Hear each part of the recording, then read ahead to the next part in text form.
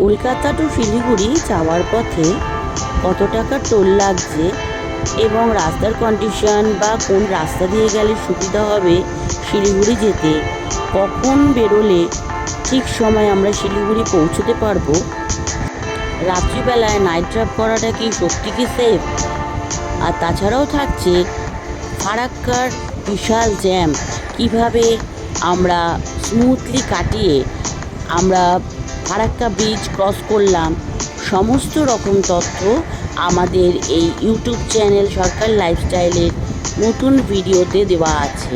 এছাড়াও দেওয়া আছে কোথায় আমরা ডিনার করলাম বা কোথায় ডিনার করলে সুবিধা হবে, আমরা কোথায় গিয়ে টি ব্রেক নিলাম এবং কোথা থেকে আমরা ফুয়েল রিফিল করলাম এবং শিলিগুড়িতে গিয়ে আমরা কোন হোটেলে থাকলাম, সমস্ত রকম তথ্য পেয়ে যাবে আমাদের ইউটিউব চ্যানেল সরকার লাইফস্টাইলের দুটো ভিডিওতে। আমি এই ভিডিওর লিঙ্ক আমাদের এই নিচের ডেসক্রিপশন বক্সে দিয়ে দিলাম, তোমরা দেখে নিও। তাহলে আজকের মতন বিদায় নিলাম। তোমরা সুস্থ থেকো, ভালো থেকো, আর আমাদের চ্যানেলের সাথে অতি অবশ্যই কিন্তু সাথে থেকো।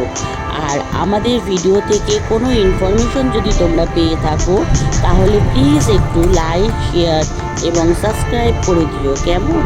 তাহলে আজকের মতন বিদায় নিলাম, টাটা।